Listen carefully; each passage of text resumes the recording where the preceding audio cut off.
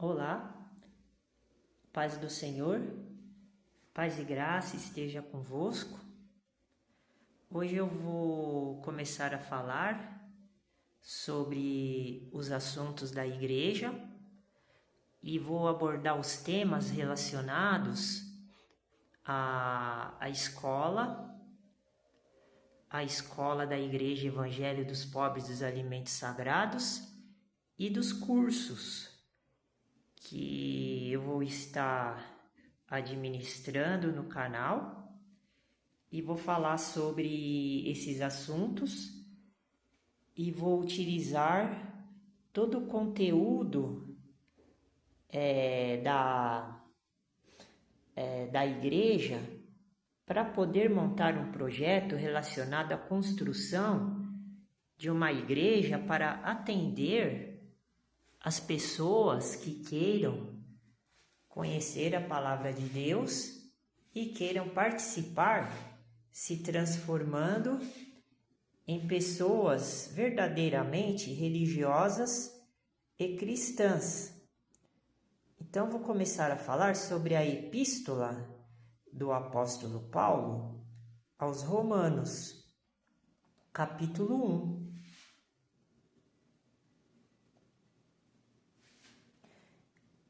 Versículo 1.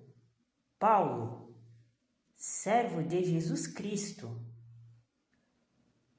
chamado para apóstolo, separado para o Evangelho de Deus. Então, aqui no versículo 1, Paulo, ele escreveu que ele era servo de Jesus Cristo e não servo dos homens. Então, isso tem muita diferença, porque hoje em dia o cristão, ele está propenso a ser servo de homens. E aqui é bem claro que Paulo, ele era servo de Jesus Cristo, nosso Senhor, chamado para apóstolo.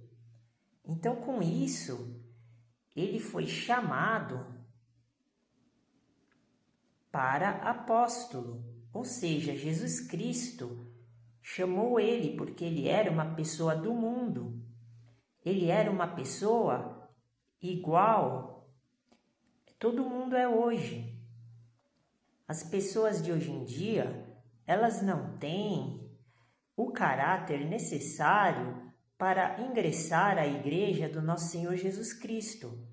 Então, por isso que Jesus chamou o apóstolo Paulo para pregar o evangelho. E ele se tornou apóstolo, como está escrito aqui no versículo 1, como os outros 12 apóstolos, separado para o Evangelho de Deus. Então, essa palavra ela é muito importante, porque ele está dizendo que ele foi separado para o Evangelho de Deus. Então, isso significa que todo cristão ele tem que ser separado para o Evangelho de Deus. Como assim? O cristão ele tem que ser separado do mundo. Então, ele tem que se separar do mundo e ingressar numa igreja.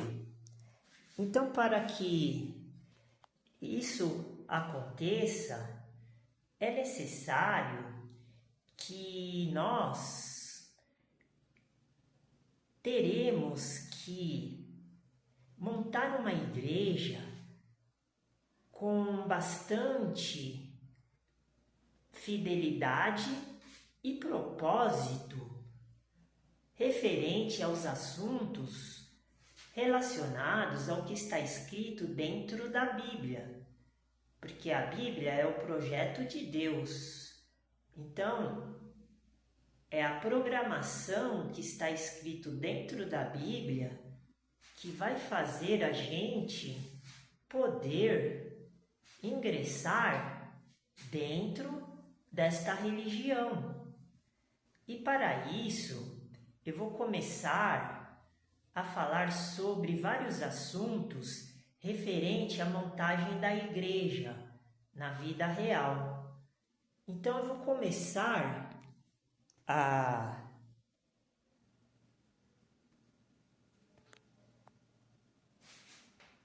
a demonstrar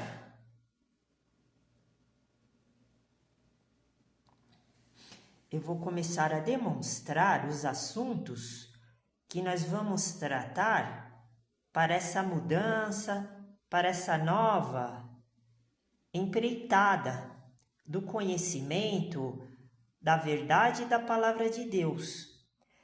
Então, eu vou começar a falar do livro de eletricidade.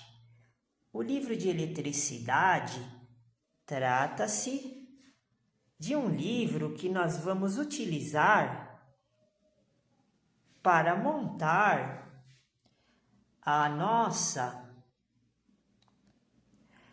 estrutura.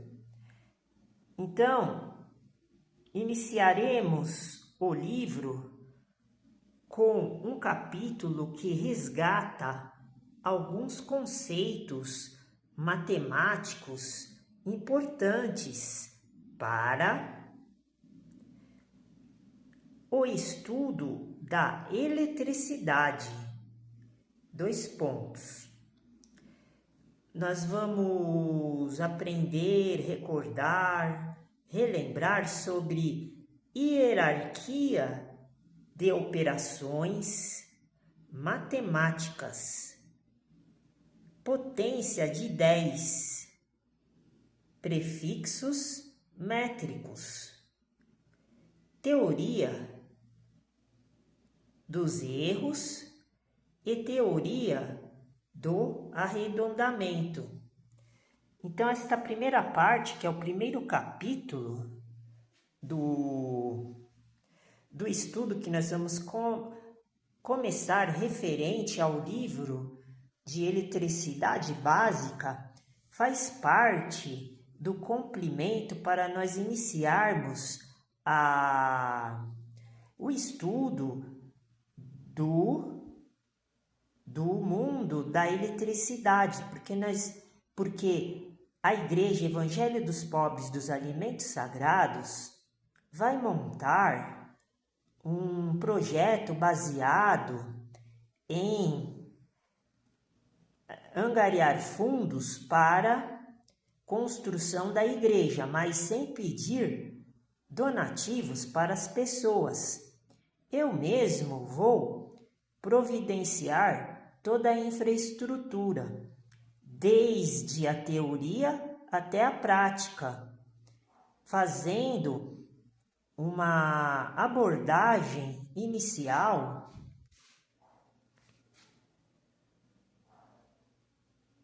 falando sobre a questão teórica de todos os ramos que nós vamos tratar para poder construir a igreja no formato universal, como nosso Senhor Jesus Cristo, Ele permitiu e deu para nós esta liberdade para que a gente faça isso em nome do nosso Senhor Deus, Pai Todo-Poderoso, Deus Filho, que é o nosso Senhor Jesus Cristo, e o Deus Espírito Santo, que está escrito na Palavra de Deus dentro da Bíblia.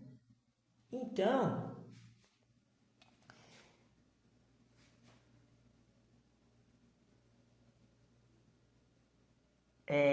no capítulo 1, na parte 1, nós vamos falar agora sobre a hierarquia de operações matemáticas.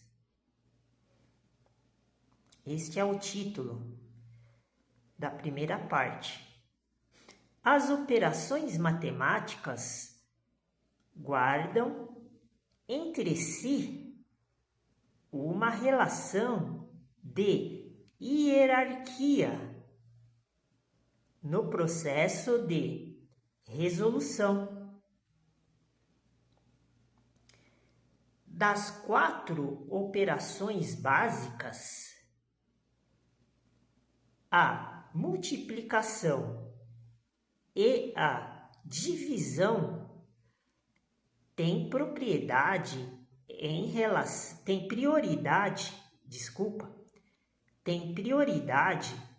relação à adição e à subtração, independente da ordem como elas aparecem na expressão. Então, aqui vemos que as operações matemáticas, elas guardam entre si uma relação de hierarquia no processo de resolução. É a mesma coisa que acontece dentro da igreja, porque os cristãos, quando estão dentro da igreja, têm que fazer operações. Só que existem as relações, e essas relações elas são guardadas entre si através da hierarquia. A hierarquia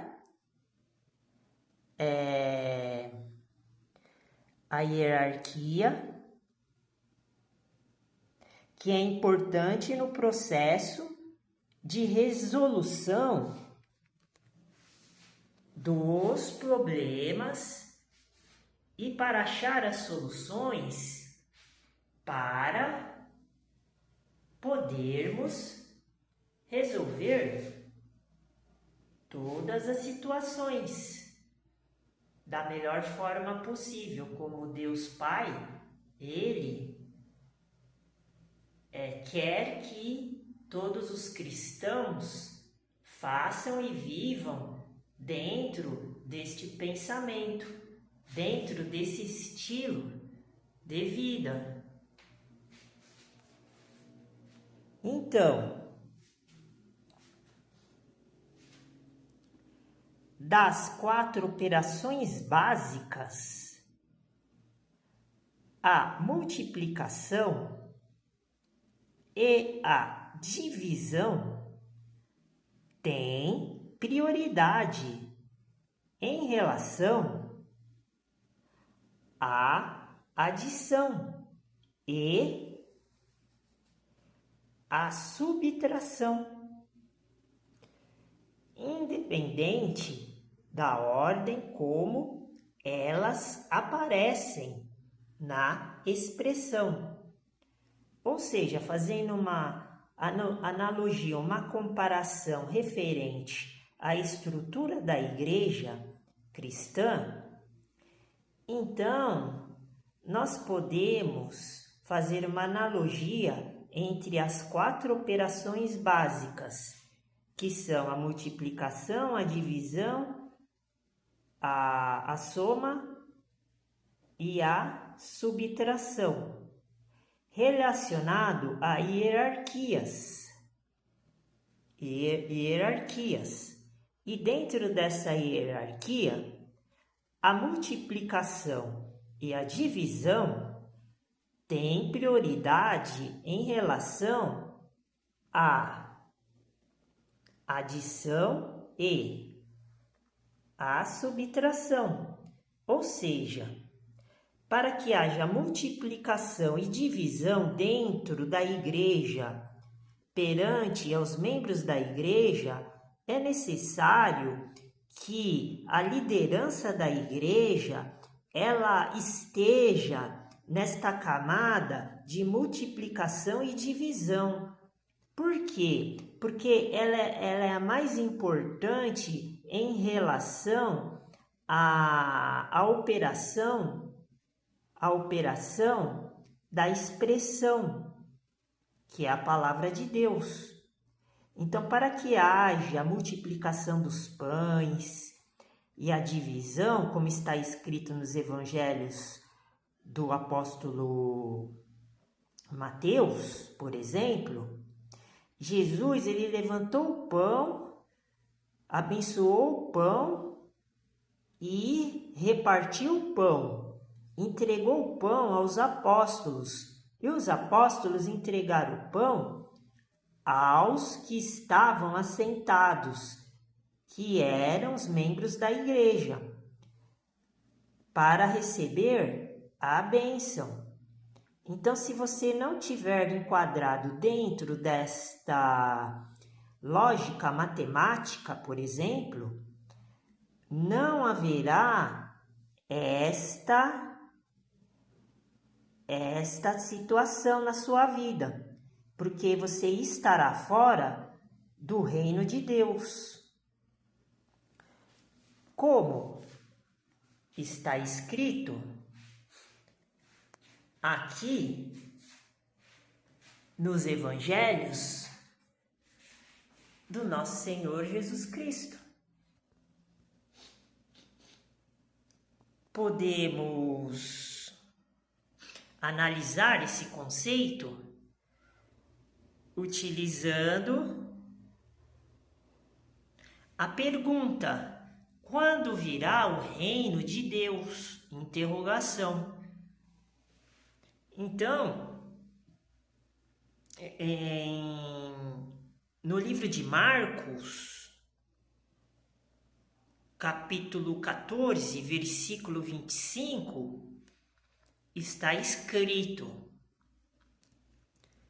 em verdade vos digo que não beberei mais do fruto da vide,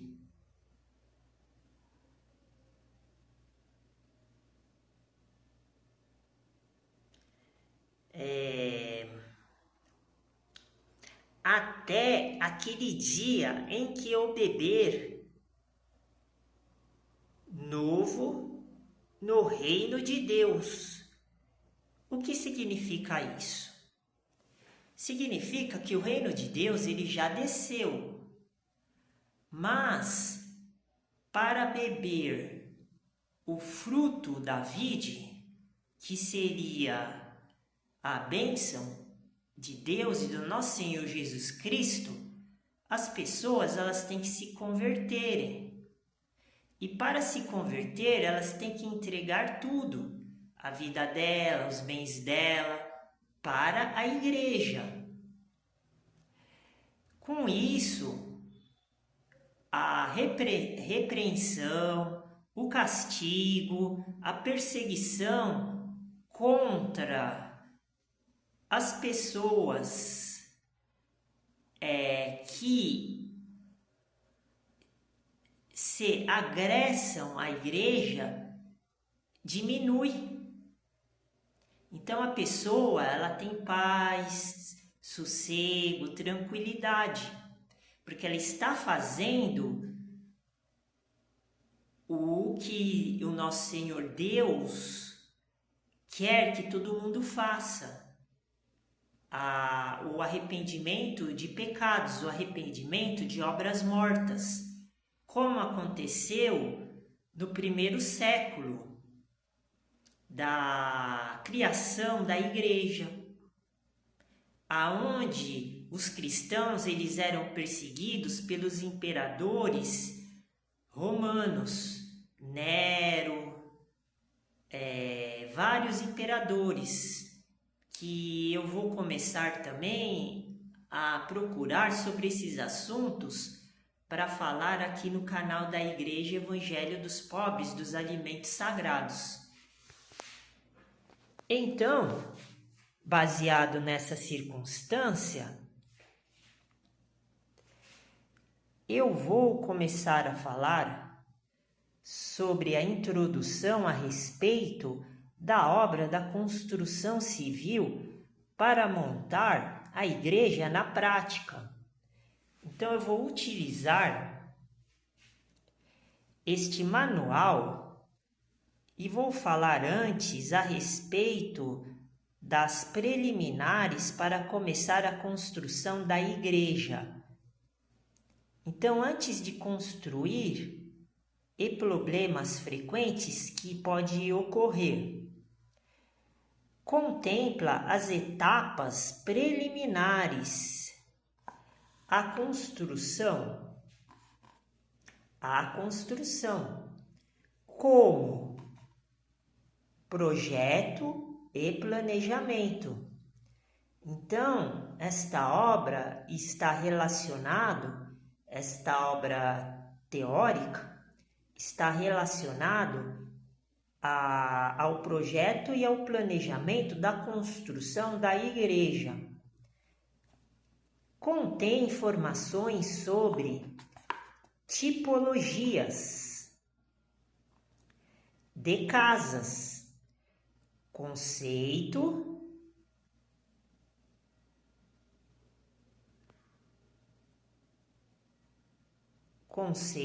de conforto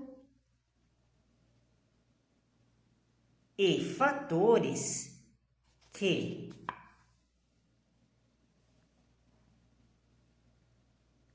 a imagem está ficando distorcida. Fatores que influenciam o projeto. O curioso agora que aqui próximo da onde eu moro, onde eu estou agora, todo dia há o barulho de um sino, igual o sino de igreja, o sino batendo. E agora acabou de acontecer isso mais uma vez. Todo dia, durante o dia e a noite, esse sino ele bate algumas vezes. E agora que eu estava fazendo o vídeo, o sino começou a tocar. Só que eu fico um pouco longe.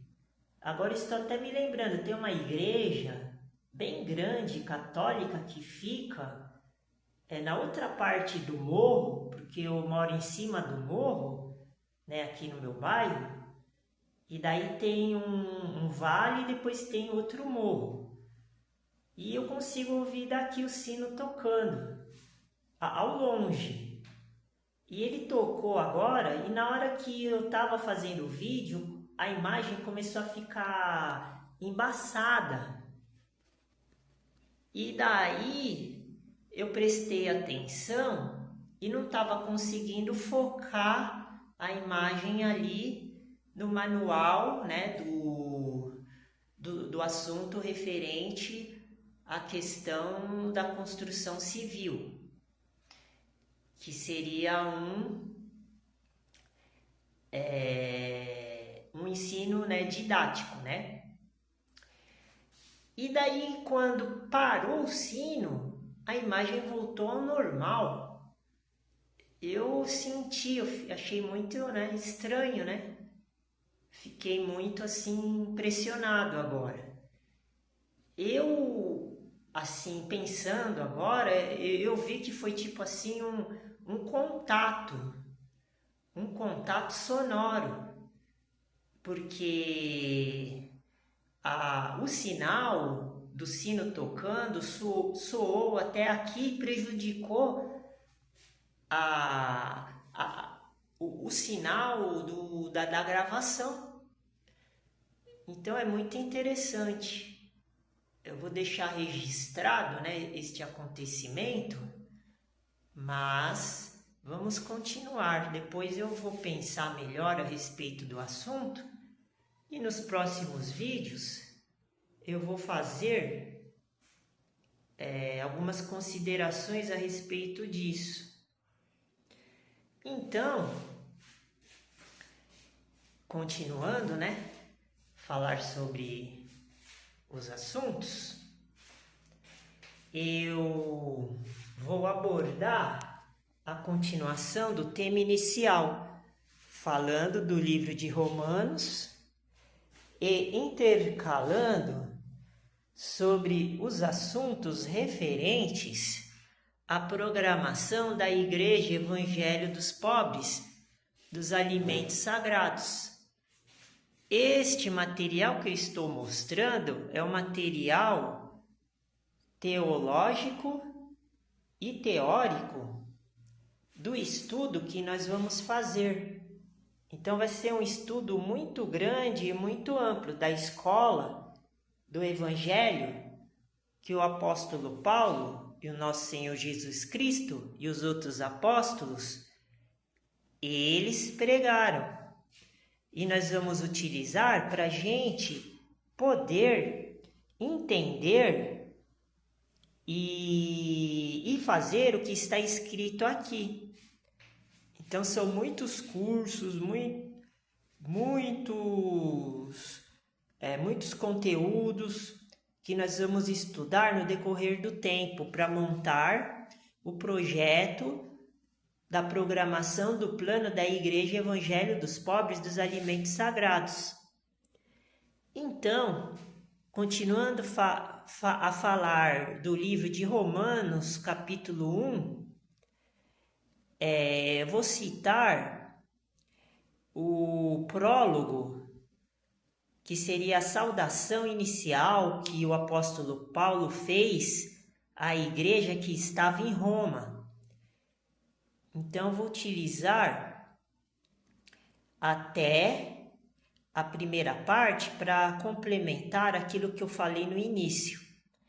O apóstolo Paulo inicia sua carta aos romanos com uma saudação que ultrapassa o simples cumprimento formal. Logo no primeiro versículo, ele se apresenta 2 pontos. Paulo, servo de Cristo Jesus, chamado para ser apóstolo, separado para o Evangelho de Deus. Romanos, capítulo 1, versículo 1. Aliás, capítulo 1, versículo 1. Então, Paulo, ele estava se apresentando para a igreja que estava em Roma. E essa carta, ela foi feita quando ele estava na Grécia, no território grego, lá na região de Corinto.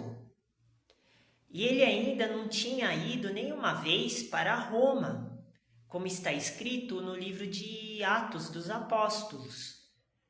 Então, ele já estava preparando o caminho para poder pregar o Evangelho lá dentro do Império Romano, lá na cidade de Roma. E antes disso, os irmãos que se arrependiam e se convertiam para o cristianismo, os irmãos que eram da nacionalidade romana, os gentios. A igreja ainda não era perseguida tanto, porque ela estava começando a surgir. Então, o Império Romano, os imperadores romanos, eles ainda não tinham começado a perseguição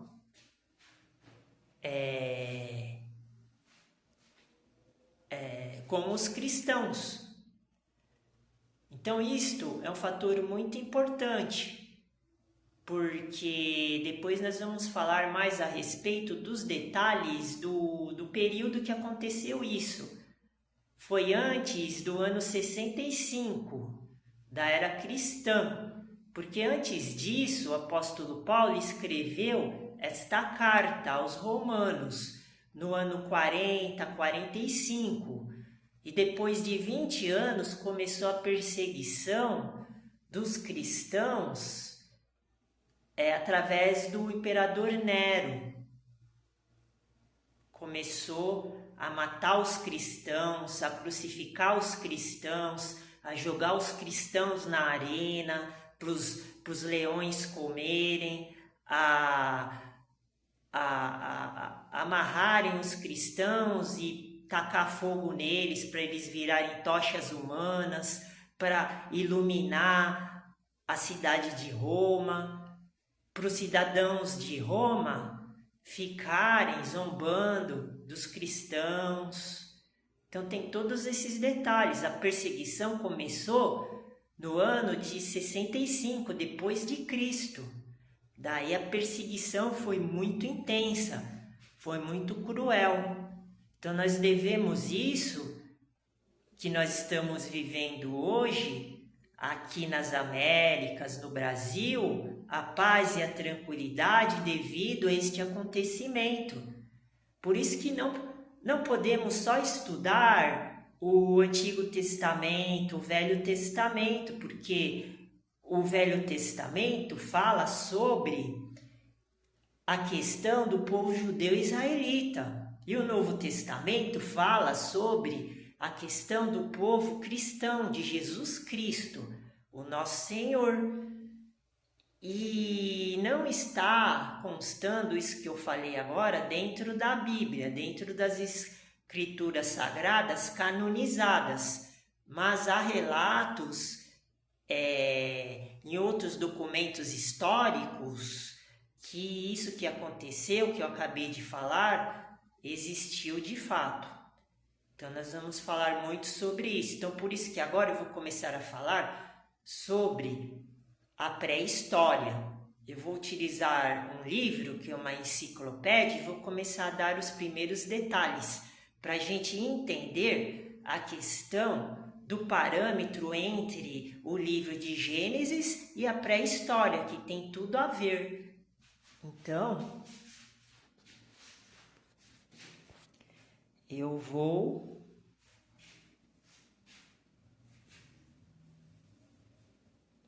começar a falar sobre a pré-história, referente à fonte de informação que eu tenho aqui em mãos. É convenção universal fazer a história da humanidade.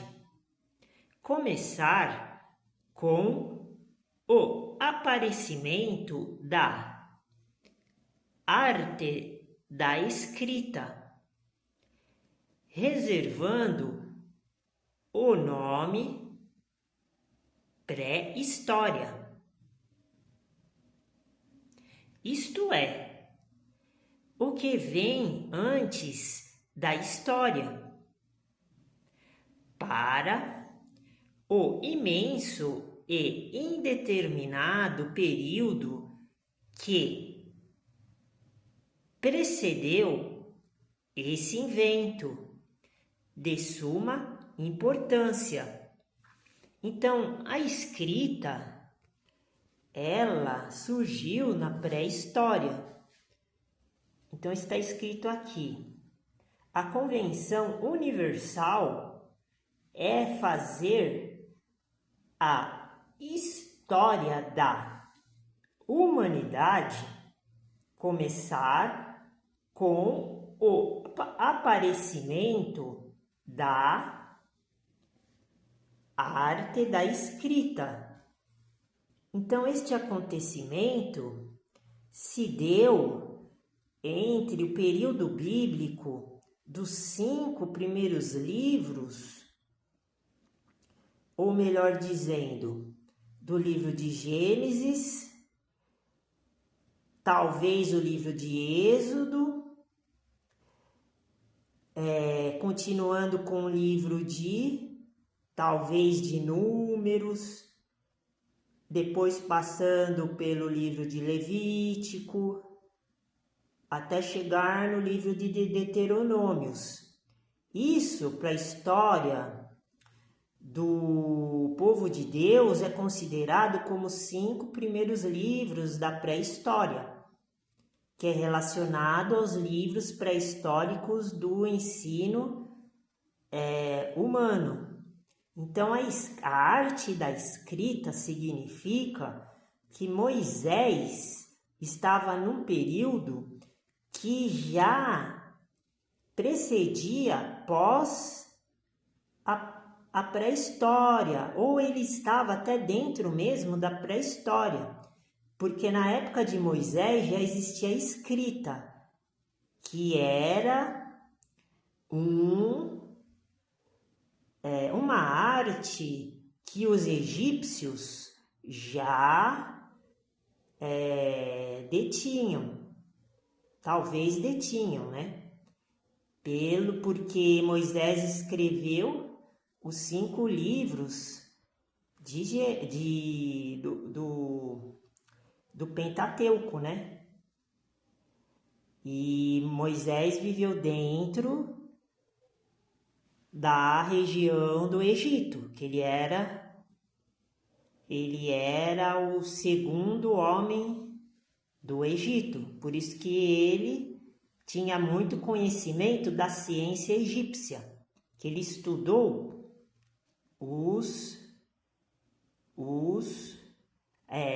essas artes, né? Reservando o nome pré-história.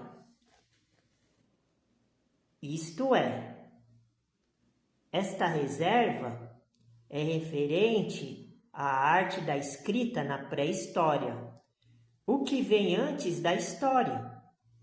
Então, a história em si veio talvez na época de Moisés, mas antes disso, na época de Gênesis, quando Deus criou tudo, significa a pré-história.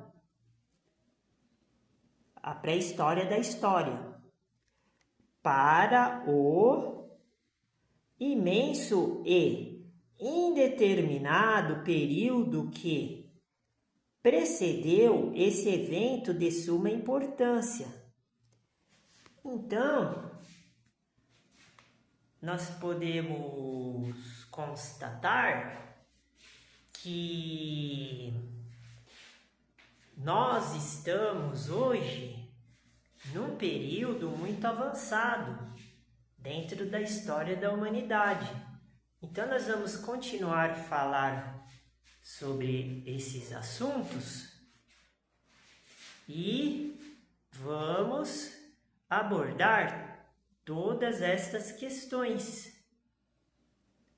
para poder entender o Evangelho de Deus, como está escrito em Romanos, capítulo 1, versículo 2. Então, em Romanos, capítulo 1,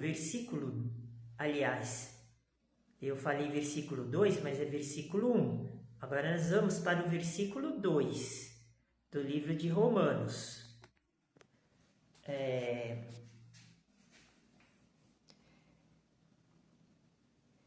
O qual antes prometeu pelos seus profetas nas Santas Escrituras. Versículo 3. Acerca de seu filho, com F maiúsculo, que nasceu da descendência de Davi, segundo a carne, capítulo 4. Declarado filho de Deus em poder, segundo o Espírito de santificação, pela ressurreição dos mortos, Jesus Cristo, nosso Senhor. Então, aqui, no primeiro versículo do livro de Romanos,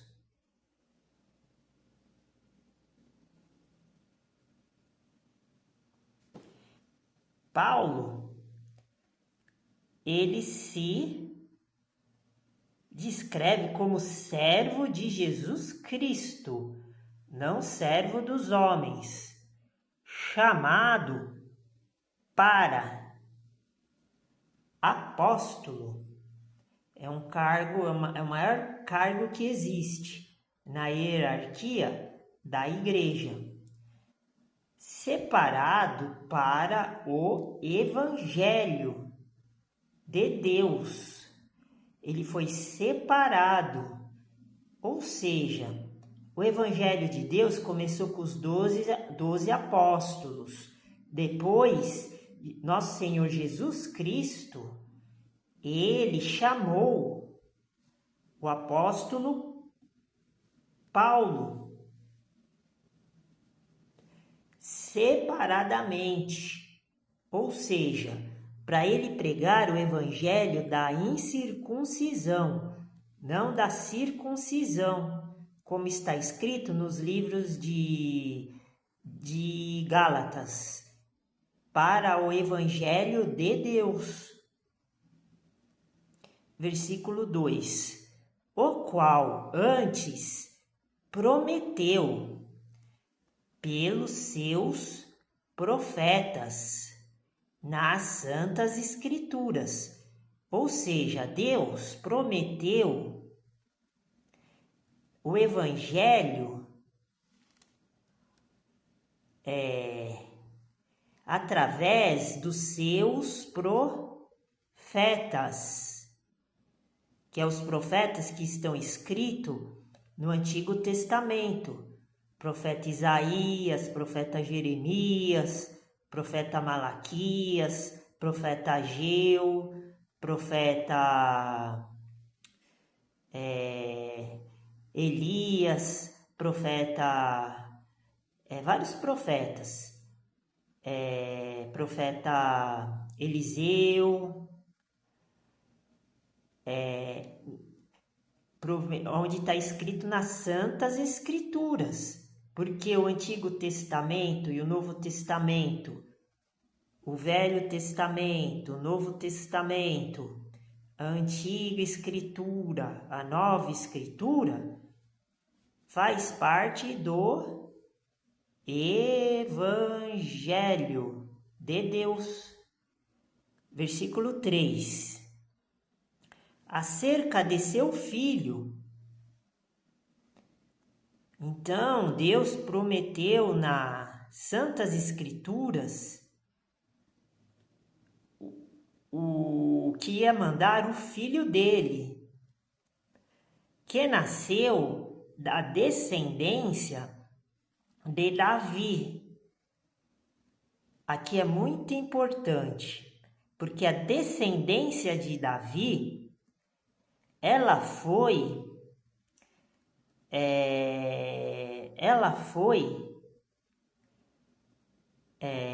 como eu posso dizer? Ela foi justificada através do nosso Senhor Jesus Cristo. Por quê? Porque o nosso Senhor Jesus Cristo nasceu da Virgem Maria. E a Virgem Maria, ela não era descendente de judeus. A tribo dela era outra. E nas profecias estava escrito que o Salvador viria da descendência de Davi. O pai de Jesus, biológico, era descendente da nação judaica, dos judeus, mas ele não teve contato com a Virgem Maria, porque Jesus Cristo nasceu do Espírito Santo. Mas existe uma maldição que está escrito em Jeremias, que um dos reis de Judá, o Jeconias, ele pecou contra Deus e Deus castigou ele. E Deus amaldiçoou ele e a descendência dele. Então, esta questão de, como é que se fala? De descendência, ela passou a não existir mais. Por quê? Porque quando chegou no período do livro do profeta Abacuque, Deus fez uma aliança através do sobrinho do rei Jeconias para que voltasse a aliança de que o Filho de Deus nascesse da descendência dos judeus, porque Davi era judeu. Mas só que a maldição continuou até a vinda do nosso Senhor Jesus Cristo. Então a aliança ela foi confirmada e o nosso Senhor Jesus Cristo carregou essa maldição da descendência de Davi. Que depois eu vou falar mais sobre isso. Então por isso que está escrito aqui em Romanos capítulo 1, versículo 3. Acerca de seu filho que nasceu da descendência de Davi. Então, manteve a descendência, mas foi Jesus que reformulou a nova aliança, segundo a carne. Ou seja, o povo judeu da época do Antigo Testamento, o povo israelita, eles eram carnais. E o povo cristão de hoje tem que ser espiritual. Então, aqui essa descendência, ela é terrena, ela é segundo a carne. Versículo 4. Declarado Filho de Deus em poder, segundo o Espírito de santificação, pela ressurreição dos mortos, ou seja, Jesus Cristo ele é ressurreto. Jesus Cristo, nosso Senhor. Versículo 5. Pelo qual recebemos a graça e o apostolado. Aqui Paulo está identificando a verdadeira legitimidade do selo da autenticidade do apostolado que ele recebeu através da graça, se tornando apóstolo, para a obediência da fé entre todas as gentes, pelo seu nome. Eu vou terminar por aqui, depois eu volto de novo, no próximo vídeo, nos próximos vídeos. Essa parte que ela é muito grande, porque os versículos vão terminando em vírgulas e vai continuando nos outros versículos o mesmo assunto, o mesmo tema. Então ele é muito importante.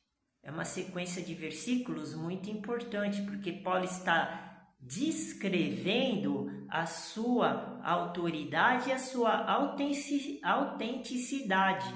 Então nós só temos que acreditar no que está escrito dentro da Bíblia, através do estudo bíblico que a Igreja Evangélica dos Pobres dos Alimentos Sagrados está desenvolvendo.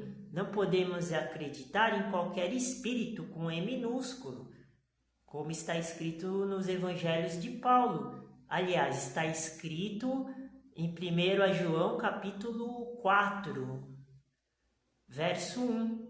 Capítulo 3 ou 4, verso 1, que o apóstolo João, que ele diz que não devemos acreditar em qualquer espírito, com E minúsculo. Então agora eu vou falar também sobre o curso referente ao outro assunto que Agora nós vamos destacar a parte de produção animal, começando pela área de ovinocultura, que é uma área que a gente vai trabalhar para produzir alimento, para disponibilizar e oferecer para os membros da igreja. Evangelho dos Pobres dos Alimentos Sagrados. Eu mesmo vou encabeçar e vou fazer tudo. Eu vou trabalhar neste ramo, nesse setor. Eu vou montar este negócio porque nós estamos no Brasil. E o Brasil é um país, é um território onde não há perseguição religiosa, cristã, muito severa. Então aqui nós podemos ser cristãos e não ter perseguições de outros povos, de outras nações, de outras religiões e de outras raças, porque nós estamos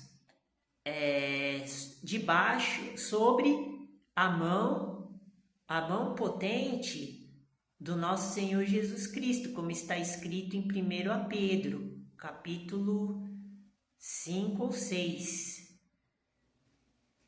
que nós estamos debaixo da mão potente de Deus.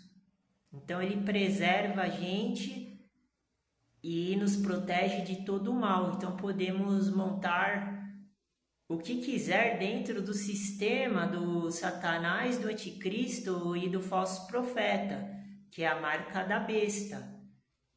Mas isso é uma outra história. As raças e cruzamentos de ovinos.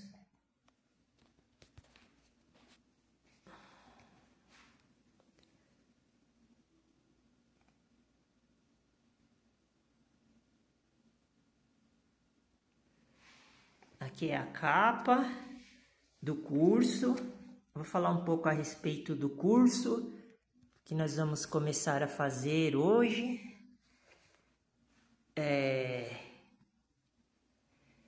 Raças e cruzamentos de ovinos. Neste vídeo curso destinado a ovinocultores, técnicos e demais interessados,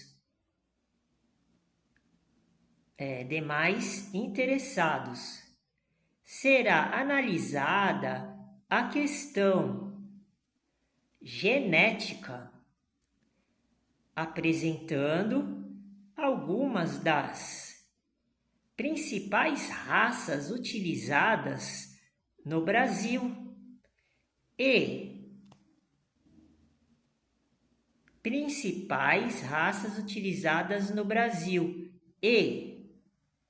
suas características mais importantes,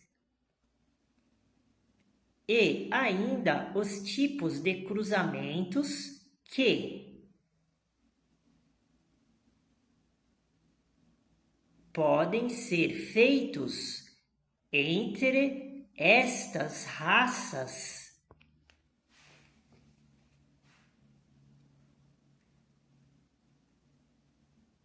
Em termos estratégicos, para aumentar a produtividade do rebanho. Então, nós vamos aprender tudo isso aqui,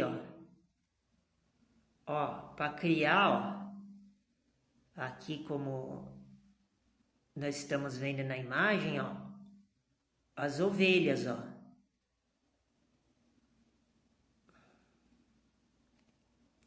São abordados os seguintes assuntos: raças de corte. Então, existe a raça Ile-de-France, Texel. Eu não sei pronunciar, direito, mas eu vou tentar fazer o sacrifício, Suffolk, Hampshire Down, essas são as raças que nós vamos conhecer.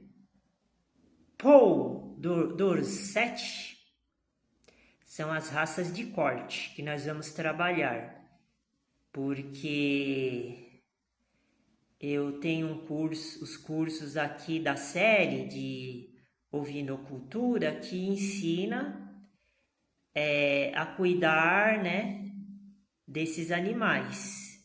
Depois eu vou demonstrando, porque nós vamos começar a fazer todos os cursos ao mesmo tempo, né? Então vai ser uma longa jornada.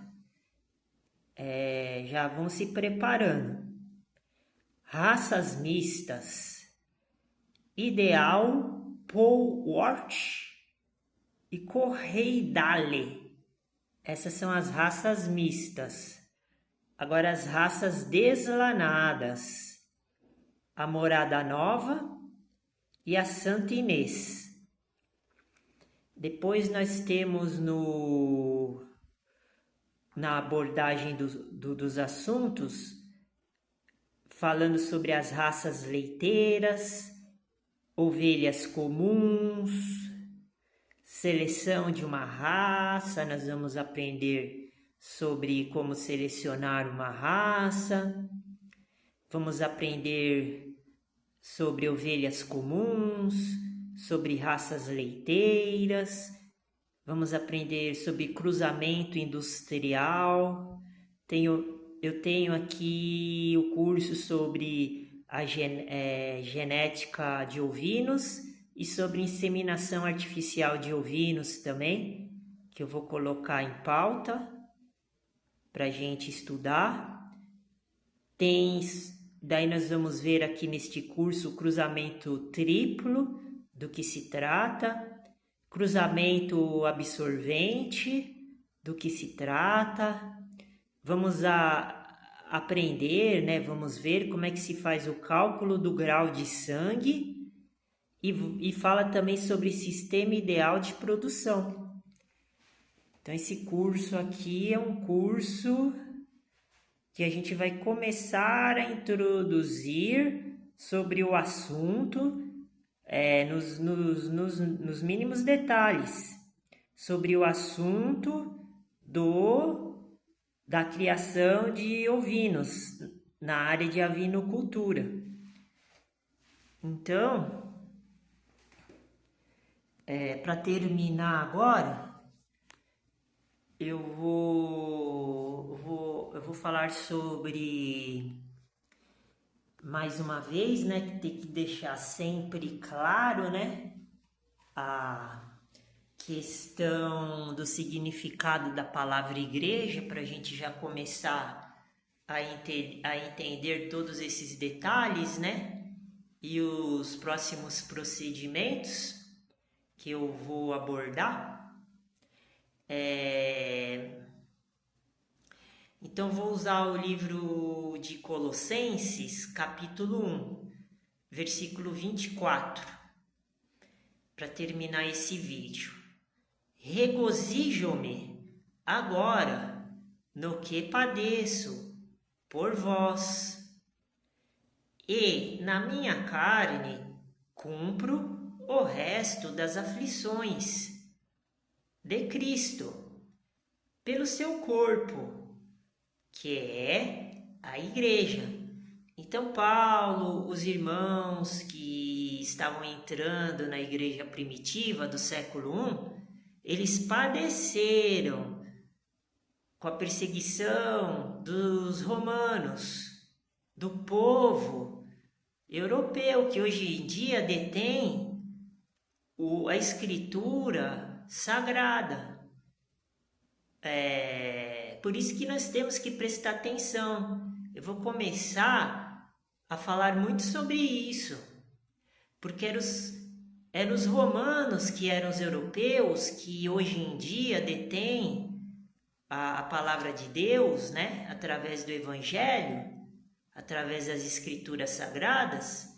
Eles que perseguiam e matavam os cristãos, que hoje em dia os contemporâneos, que são os europeus, que são descendentes dos romanos, faziam. Então é muito estranho, porque houve essa mudança.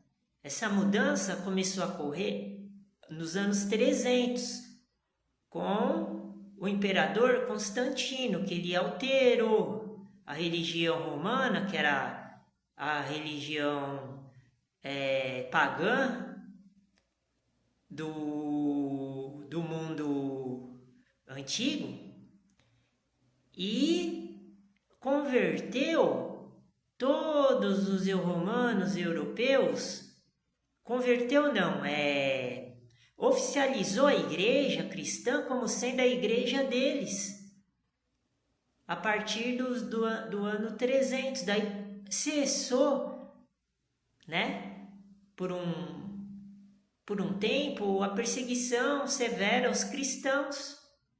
Então é muito estranho. Eu ainda estou começando a entrar nesse assunto, né? Porque eu ainda estou vendo, estou começando a ver vídeos na internet falando sobre isso. Porque na Bíblia não tem, com bastante riquezas de detalhes, este momento da história. Então nós vamos terminar por aqui, e nós vimos aqui no livro de Colossenses, capítulo 1, versículo 24, que eles sofreram por nós. Por isso que hoje nós temos a liberdade e podemos viver em paz, porque a perseguição do diabo, do Satanás, pelos cristãos, houve uma diminuída nos países ocidentais, tipo os países das Américas, né? Estados Unidos, América do Sul, Brasil, os países do continente americano, né? Houve